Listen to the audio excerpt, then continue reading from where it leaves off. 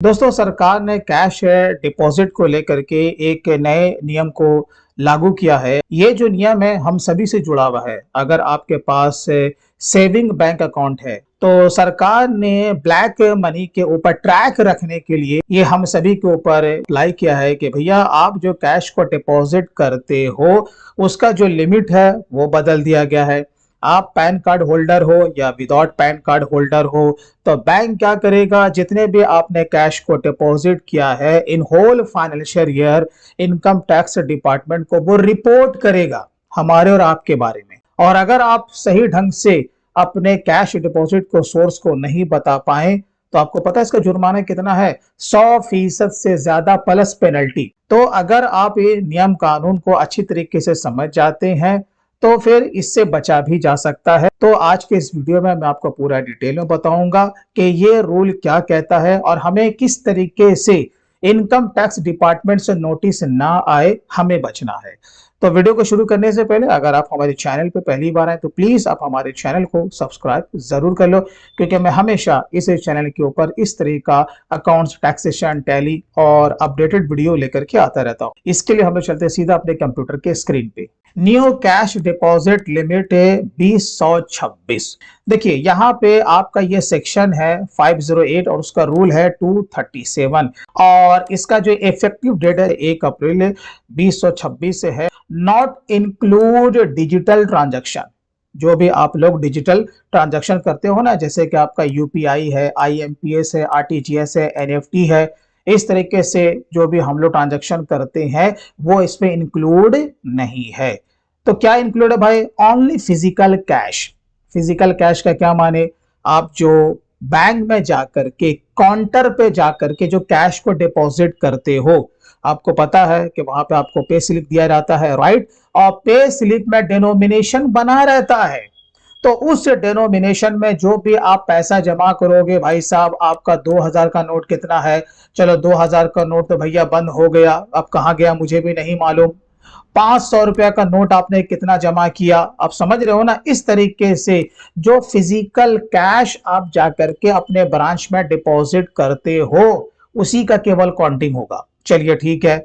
उसके बाद यहाँ पे जो थर्ड है, ऑल बैंक सेविंग अकाउंट। अब ऐसा नहीं है कि आपका केवल एक ही बैंक में अकाउंट है, केवल वही आपका कंसिडर किया जाएगा। नहीं, जितना भी आपका सेविंग अकाउंट है, प्लस आपका अकाउंट पोस्ट ऑफिस में हो सकता है, इसके अलावा जो कि कोऑपरेटिव बैंक होता है वहां भी हो सकता है। इन शॉर्ट, जहां कहीं भी आप अपने घर में पैसा ना रख करके सरकारी या गैर सरकारी विभाग में जाकर के पैसे को डिपॉजिट करते हो, वो सब इंक्लूड है। वो सारा बैंकर क्या करेगा, वो रिपोर्ट करेगा। किसको करेगा भाई? इनकम टैक्स डिपार्टमेंट को। ये नियम है। उसके बाद जो नेक्स्ट आता है, ऑल ज्वाइंट अकाउंट। आप शादीशुदा आदमी हो, आपने अपने नाम से प्लस अपने वाइफ के नाम से यानी कि ज्वाइंट अकाउंट को ओपन करा कर, ऐसा भी होता है ना, तो ज्वाइंट अकाउंट है तो भी वो इसमें काउंट किया जाएगा। इसके अलावा ऑल माइनर अकाउंट, जो बच्चे के नाम से खाता खुलाते हैं लेकिन उसका ऑपरेट कौन करता है? उसके पेरेंट्स। अब आप कहोगे कि मेरा तो भाई साहब अलग अलग बैंक अकाउंट है, तो सब जोड़ करके, तो जी हाँ, उसका मतलब पैन कार्ड। याद रखिएगा, मेन जो इसका सोर्स है आपका पैन कार्ड। इसीलिए आपने देखा होगा कि किसी भी ब्रांच में अगर आपका बैंक खाता है तो आपको क्या बोलता है भाई? केवाईसी करो। और केवाईसी में आपको पता है कि क्या चीज इंपॉर्टेंट है? वो सीधा कहता है आपका जो पैन कार्ड है प्लस जो आधार कार्ड है उसको लेकर के आओ। जाते हो ना, ये हर कोई जानता है। तो केवाईसी आजकल हर जगह कंपलसरी हो गया है। अच्छा सर जी, लिमिट कितना है? मेन तो ये तो बता दो, जो पुराना लिमिट था वही है। कितना है? More than 10 lakh. ठीक है, 10 लाख पहले भी था, अब भी है। तो नया क्या है? नया कुछ है वो आपको मैं आगे बताऊंगा। और ये जो है फॉर फाइनेंशियल ईयर 26 to 27। ठीक है, अगर आपके पास पैन कार्ड है, मान के चलो कि हमने अपने बैंक में केवाईसी नहीं करा के रखा है, केवाईसी नहीं करा के रखा है लेकिन मेरा खाता तो है, तो ऐसे कंडीशन में क्या है, तो सरकार ने उससे पकड़ने के लिए भी क्या रखा है? 5 लाख रुपया लिमिट को घटा दिया है। तो भाई साहब ब्लैक मनी को पकड़ने के लिए ये यहाँ पर इतना तामझाम किया जा रहा है। सरकार को ये लगता है कि सारा ब्लैक मनी जो कि आम जनता है उसी के पास है, और 10 लाख का लिमिट आप क्रॉस नहीं भी करोगे ना, तब भी इनकम टैक्स डिपार्टमेंट की तरफ से आपको नोटिस आ जाएगा। बोले कि ऐसा भी होगा, जबकि लिमिट तो है 10 लाख, उससे कोई माने मतलब नहीं है। बस बैंकर को ये लगेगा, बैंकर को लगेगा, बस लगेगा कि हाँ ये जो खाता होल्डर है जो 2 लाख रुपए जमा किया है, मुझे शक है, सस्पिशियस है कि इसमें झोल झाल हो सकता है, वो इसका रिपोर्ट इनकम टैक्स डिपार्टमेंट को कर देगा। ये कोई बात हुई? अरे अमाउंट छोटा हो या बड़ा हो, हम 10 लाख का लिमिट क्रॉस करेंगे तभी ना आप रिपोर्ट करेंगे, लेकिन नहीं, बैंकर रिपोर्ट कर सकता है। अब बात हो रही है यहाँ पे इंडिविजुअल्स के बारे में, ठीक है, यहाँ पे कंपनी इसमें इंक्लूड नहीं है। सेविंग अकाउंट कौन रखता है भाई साहब? इंडिविजुअल। तो चलिए देखिए इंडिविजुअल में कौन कौन है ये भी आपको पता होना चाहिए। भाई सैलरीड पर्सन, आप कहीं पे जॉब करते हो, हाँ जी, सरकारी हो या गैर सरकारी हो उससे कोई फर्क नहीं है, उसको कहते हैं salaried person. Self employed person, आप एकाकी व्यापार के मालिक हो, जैसे कि प्रोप्राइटरशिप फर्म जिसे कहते हैं सोल ट्रेडिंग कंपनी, वो भी इसमें इंक्लूड है। आपका पेंशनर हो गया, है ना, जो रिटायर्ड पर्सन होते हैं, हम सभी जानते हैं। Senior citizen plus very senior citizen, उनको भी इंक्लूड कर लो। आपकी जो बीवी है यानी कि हाउस वाइफ, अब प्लस स्टूडेंट्स है, वो सारे के सारे इंडिविजुअल में ही काउंट किए जाते हैं। अब हम लोग आगे यहाँ पे देखते हैं कि how bank track the limit of 10 lakhs। तो देखिए आप क्या करते हैं, कैश डिपॉजिट करते हैं, ये तो आप करते हो ना, तो ऐसे भी वो डेटा तो उसके पास जा ही रहा है ना बैंक के पास। सेकंड आपका क्या है, withdrew from other bank and deposit into same bank.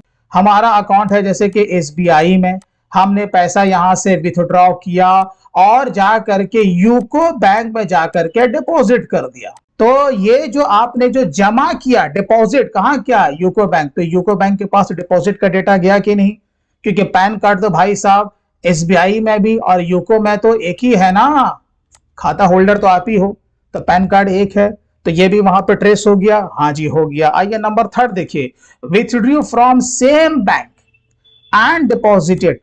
ये कैसे हो सकता? हो सकता आज का जमाना एटीएम का, हम गए किसी भी एटीएम से, चलो एसबीआई एटीएम से ही जाकर के पैसा विथड्रॉ कर लिया, 20,000 रुपए हमने निकाला, ये किसी कारण से हम गए और 15,000 रुपए जाकर के हमने डिपॉजिट कर दिया, जबकि सेम ही था, सेम बैंक से निकाला और उसी में जाकर के जमा भी कर दिया, राइट? तो ये भी आपका काउंट हो जाएगा, ठीक। अच्छा जी, अब आइए प्रॉपर्टी कैश। कभी कभी क्या होता है कि हम लोग अपना जो लैंड वगैरह है, प्रॉपर्टी है, वो हम लोग बेचते हैं, ठीक है, और जब वो बेचते हैं तो उसका बड़ा फिगर होता है। जब बड़ा फिगर होता है तो ऑफ कोर्स हम क्या करते हैं कि हम लोग उसे अपने बैंक अकाउंट में डिपॉजिट करते हैं। जैसे ही डिपॉजिट करते हैं ना, कोई भी बड़ा फिगर याद रखिएगा, बड़ा फिगर वो क्या होता है, AIS और TIS में रिफ्लेक्ट करना शुरू कर जाता है। लोन टेकन इन कैश, अब हमने किसी भाई बंधु से लोन ले लिया कैश के तौर पे, जबकि नियम कानून है कि आप 20,000 से ज्यादा आप किसी भी कंपनी से कैश में लोन नहीं ले सकते। लेकिन सरकार चाहती है ब्लैक मनी को पकड़ना, कि आपका जो कैश है वो कहां से आ रहा है हमें बताओ, ठीक है। तो 20,000 से ज्यादा हम किसी से लोन भी नहीं ले सकते, गरीब गुरबा आदमी है, चलो ठीक है।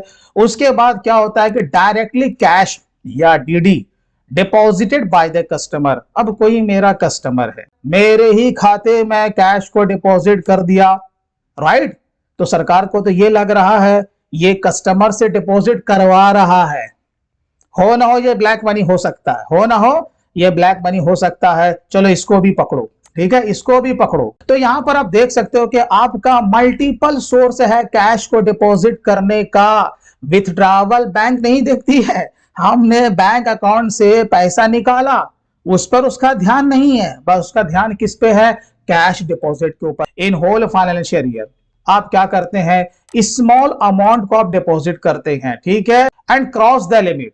जब लिमिट को क्रॉस करेंगे तो इसका रिपोर्टिंग वो बैंक कर देगा, कहां, इनकम टैक्स डिपार्टमेंट में। ये तो हम जी सर जी समझ गए, ये तो हमें पता है। लिमिट क्रॉस करेंगे, भले ही छोटा छोटा फिगर हो, 10,000 पे जमा कर दोगे, कभी 5 के जमा करोगे, कभी 1 लाख रुपया आप जमा कर दोगे, ठीक है, और कभी कभी आप 100 रुपया भी जमा करोगे, ऐसा होता है ना। तो छोटा छोटा छोटा फिगर आप डिफरेंट डिफरेंट डेट में आप डिपॉजिट कर रहे हो और इसी का वैल्यू 10 लाख से ज्यादा हो गया, तो रिपोर्टिंग होगा, हाँ जी होगा, तो इसलिए होशियार रहिए, ठीक है। उसके बाद जो मेन जो पॉइंट है कि सर जी हमने टोटल जो है जो 10 लाख का लिमिट हमने उससे क्रॉस नहीं किया, लेकिन बिग अमाउंट हमने यानी कि ह्यूज अमाउंट हमने डिपॉजिट कर दिया। बैंकर को यह लगेगा कि यह आपका सस्पिशियस है, उसको शक लगेगा कि हमेशा हम देखते हैं कि खाता होल्डर 10,000 रुपए जमा करता है, 20,000 जमा करता है, 30,000 जमा करता है और एक बार वो 5 लाख रुपया जमा कर रहा है। क्या बात है भाई, इतना बड़ा पैसा इसके पास आया कहां से? देखिए, शक की बुनियाद पे कभी कभी वो 3 लाख रुपए जमा कर रहा है, तो बैंकर को लगा अरे बाबा इसके पास इतना मोटा पैसा आया कहां से।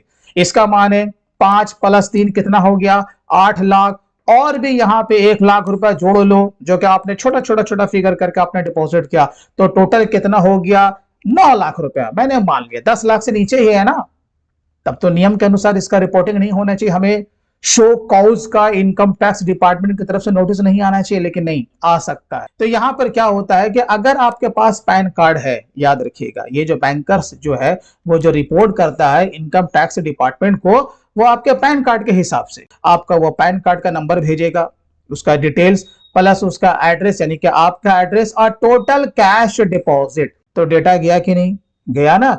अब सवाल यह है कि भाई साहब पैन कार्ड नहीं है, हमने केवाईसी अभी तक नहीं कराया है, ये मुझे नहीं पछता मेरे भाई, ठीक है, ये मुझे पछता ही नहीं है।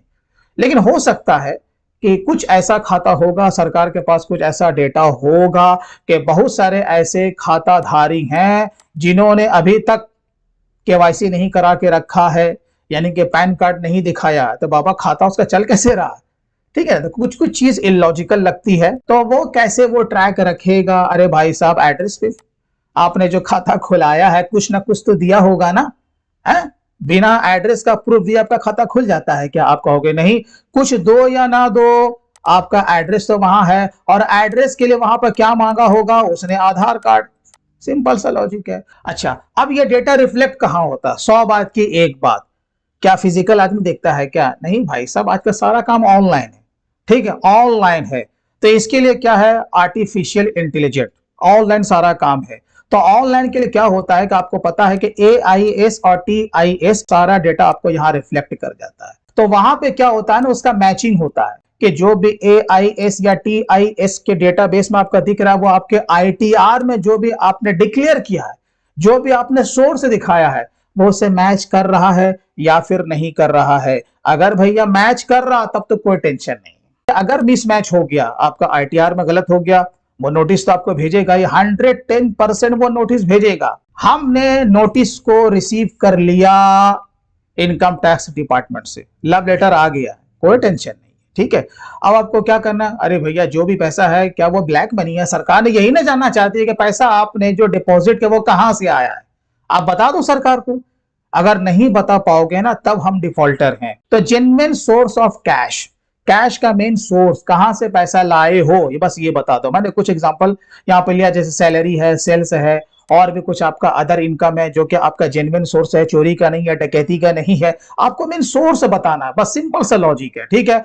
आपने लोन ले लिया, जैसे कि मैंने शुरू में कहा, आपने भाई बंधु से लोन ले लिया, इसी तरीके से आपका गिफ्ट फ्रॉम रिलेटिव्स है। अगर हमने लिमिट को क्रॉस कर लिया, आपने कहा कि इसका लिमिट है अबव 10 लाख, ठीक है, लेकिन हम 20 लाख रुपया भी अगर हम डिपॉजिट करते हैं और हम सोर्स को भी बता देते हैं, तो ऐसे कंडीशन में क्या भाई, आपके ऊपर कोई टेंशन नहीं है, कोई पेनल्टी नहीं लगेगा। अरे भाई हम क्या करेंगे, जब भी हम अपना ITR फाइल करेंगे, ठीक, या तो हम अपना ऑडिट कराएंगे, ठीक, या फिर हम नन ऑडिट में आएंगे, ठीक। अब कोई भी आदमी ऑडिट क्यों कराएगा, छोटा व्यापारी है तो वो क्या करेगा, अपने ग्रॉस रिसिप्ट का यानी कि जितना पैसा उसके खाते में डला है, चाहे वो कैश डिपॉजिट हो या किसी और डिजिटल ट्रांजैक्शन से पैसा आया हो, सरकार के नियम अनुसार हम 8% दिखा देंगे, जबकि 6% है डिजिटल का, लेकिन चलो हम 8% ही दिखा देते हैं। तो क्या टेंशन, टेंशन वहां पे है, याद रखिएगा, जब आपने पैसे को डिपॉजिट किया और अब उस सोर्स को बताने में असमर्थ हैं, आप बता नहीं पा रहे हैं तो सिंपल सा लॉजिक उसको लगेगा ये ब्लैक मनी है।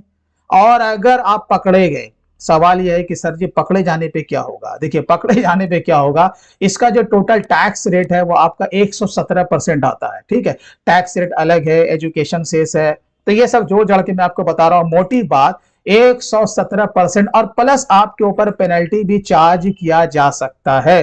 अब यहाँ पे एक और पॉइंट की बात जाते जाते, भाई साहब इनकम टैक्स का जो अभी न्यू रिजिम का जो स्लैब है वो क्या बोलता है, 12 लाख, है ना। हम सभी जानते हैं 12 लाख तक हम एग्जेम्प्टेड है, टैक्स फ्री, किसी भी इंडिविजुअल को टैक्स देने की जरूरत नहीं है। तो मेरी ये समझ से बाहर है, आप कमेंट बॉक्स में जरूर लिखें इस बात को। जब सरकार यहाँ पे 12 लाख का लिमिट बनाई भी है, अब कोई आदमी अगर अपने खाते में 10 से लाख से ऊपर भी पैसा अगर डालता है तो फिर यहाँ पे ये क्यों कहा जाता है बैंकर को कि भैया आप इनकम टैक्स डिपार्टमेंट को रिपोर्ट करो। मेन एक्चुअली जहां तक मैं समझता हूं, इसका जो रीजन इसके पीछे सरकार की मंशा यही है कि कैश को वो ब्लैक मनी ही वो कंसीडर करता है। सीधा वो कहता है कि ये ब्लैक मनी है, बस आप हमें बता दो तभी हम मानेंगे। बस सिंपल सा लॉजिक यही है। तो इसी तरीके से अगर आपको अपडेटेड वीडियोस से अकाउंट्स, टैक्सेशन और नए रूल के ऊपर चाहिए तो हमारे चैनल को सब्सक्राइब जरूर कर लेते। फिर मिलते हैं किसी दिन किसी और इसी तरीके से अपडेटेड वीडियो के साथ। तब तक take care and bye bye.